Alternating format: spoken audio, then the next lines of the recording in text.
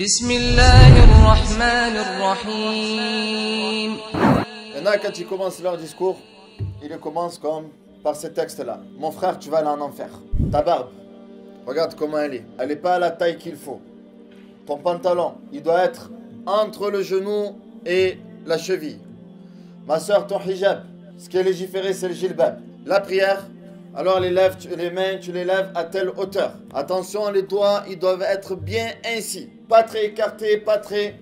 Attention, les mains avant les genoux avant les mains, il y a khilaf. Bientôt le Ramadan. Qu'est-ce qu'il faut faire pendant le Ramadan? Écoute, il ne faut pas manger, il ne faut pas boire. De Maghreb, de Fajr jusqu'à le Maghreb. Le tawaf, attention, attention, ton épaule, il doit bien être découvert à tel moment, il y a d'autres moments. On est en train de parler de quoi, ya ibadallah? Que des gestes. Quelqu'un, il vient, il embrasse l'islam. Lorsqu'il entend notre discours, il a envie d'en sortir de la même manière qu'il est rentré. Pourquoi? Parce qu'il apprend qu'une gestuelle. Et c'est en fait l'état de notre communauté aujourd'hui. L'état de notre communauté, ibadallah, c'est quoi? C'est paraître musulman, mais pas être musulman. On est 1000. Quasiment 1000 personnes chaque Jumu'ah, dans chaque mosquée. On voit des musulmans, mais on ne voit pas l'islam. Naam, on voit des musulmans. On voit des gens qui viennent, mashallah, qamis, barbe, attention, siwak, c'est la sunna. Naam, c'est une réalité. Mais où est l'islam? Où est l'islam? Est-ce qu'on voit l'islam dans notre comportement? Est-ce qu'on voit le prophète alayhi salatu wassalam à travers nous? Est-ce qu'on voit le Coran lorsqu'on est en train de parler de nous? Lorsqu'on vous voit, lorsqu'on nous voit, est-ce qu'on est en train de voir le Coran? On dit, j'ai vu tel musulman dans tel endroit. Comment les as-tu reconnus? Ben, je les ai reconnus avec leurs vêtements. De par leurs vêtements. C'est tout. Alors que dans certaines contrées, les gens ont embrassé l'islam juste à cause du comportement. Comment ces gens-là ont-ils connu l'islam? Par le comportement des musulmans. Nous, aujourd'hui, on a limité l'islam à une apparence, à une manière de prier et à se quereller sur des détails au niveau de la salat. Est-ce que le doigt on doit le bouger, oui ou non, pendant le tashahhud? Mais lorsque tu poses la question, frère, mais toi tu es où à la prière de l'Fajr? Salat al-Fajr, tu es où? Est-ce que tu es avec le munafiqin ou est-ce que tu es avec le mu'minin? Toi qui aujourd'hui t'acharnes sur ces détails-là, qui, je ne dis pas qu'ils ne sont pas importants, mais toi-même tu dis qu'il faut commencer par le plus important. Et ces mêmes personnes-là, lorsqu'elles parlent, vont dire, il faut revenir au tawhid. Explique-moi c'est quoi le tawhid? C'est quoi le tawhid? Oui, le prophète alayhi salam, il est resté 13 ans à Mecca à prêcher le tawhid. De quelle manière le prophète alayhi salam a-t-il prêché le tawhid? De ta manière à toi? De manière mathématique? En disant que le tawhid yanqasimu ila thalathati aqsam ar-rububiyya wal asma wa sifat. Les sahaba avaient directement compris que le tawhid c'était ifradullah bil ibada. C'était le fait de ne pas donner d'associé à Allah subhanahu wa ta'ala. Mais pourquoi le prophète alayhi salam est resté 13 ans? Juste pour dire tawhid et shirk? Ou alors pour leur faire aimer Allah subhanahu wa ta'ala? Ou alors pour leur donner la crainte d'Allah? Pour leur donner l'espoir en Allah subhanahu wa ta'ala? C'était plus pour ces raisons-là. Donc toi-même qui prétends dire il faut revenir au tawhid, wallah que toi-même tu es ignorant d'Allah subhanahu wa ta'ala. Toi-même tu es ignorant d'Allah. Tu es ignorant de sa grandeur. Tu es ignorant de sa miséricorde. Tu es ignorant de son châtiment. Tu es ignorant de la grandeur d'Allah subhanahu wa ta'ala. Et tu t'arrêtes à des détails en disant attention ma soeur, attention mon frère, halal, haram, bid'a, kuffar, attention il est sorti de la sunna, il est sorti de l'islam, il est sorti de ci, il est sorti de ça.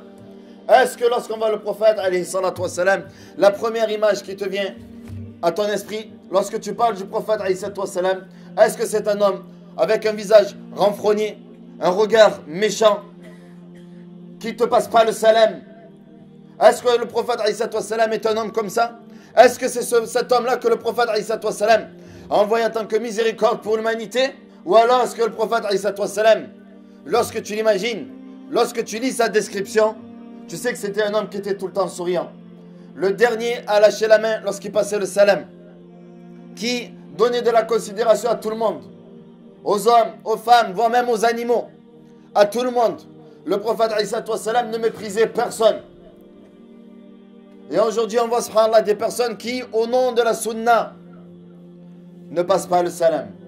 Au nom de l'islam, se permettent de catégoriser les gens de certaines parties. Toi, tu es ainsi, toi, tu es ainsi.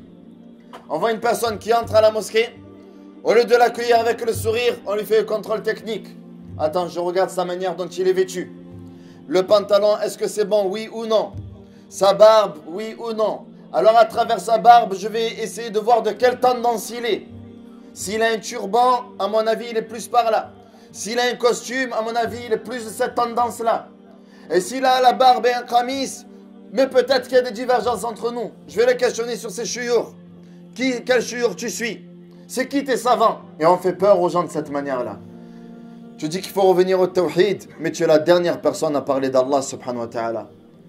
Car tu ne le connais pas en fait. Car toi-même, si on te dit, parle-moi d'Allah. Parle-moi d'Allah, j'ai une dureté dans le cœur. Pourquoi mon cœur est noir? Pourquoi je n'arrive pas à me rapprocher d'Allah? Pourquoi, quand on me parle de Omar ibn al-Khattab, on me dit qu'il avait 2 traits, tellement il pleurait pour Allah subhanahu wa ta'ala sur son visage.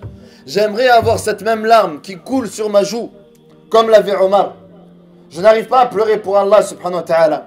Cette larme-là, dont le prophète alayhi salatu wassalam a dit, Aynan, 2 yeux ne verront pas le feu de l'enfer. Aynun bakat min khashyatillah. Parmi ces yeux-là, un œil qui aura pleuré par crainte d'Allah subhanahu wa ta'ala.